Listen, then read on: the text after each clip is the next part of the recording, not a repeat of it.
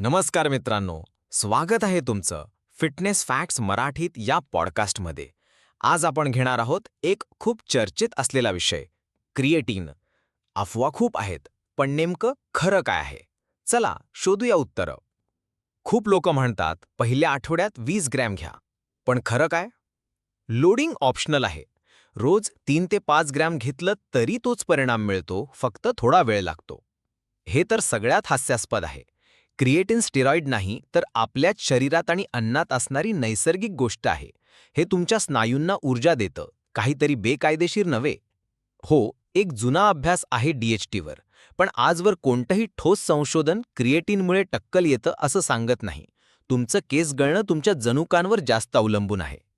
काही जण सांगतात 8 आठवड्यांनी ब्रेक घ्या, पण जर तुम्ही योग्य डोस घेत असाल आणि पाणी भरपूर पित असाल, तर सतत घेणं सुरक्षित आहे. सायकलिंग गरजेचं नाही. तर मित्रांनो, अफवांवर विश्वास ठेवायचं बंद करा. माहिती घ्या, विचार करा आणि मगच निर्णय घ्या. आणि हो, फिटनेससाठी मेहनत हवी, शॉर्टकट नाही. मी आहे के. भेटूया पुढच्या भागात. तोपर्यंत फिट रहा. Fitness facts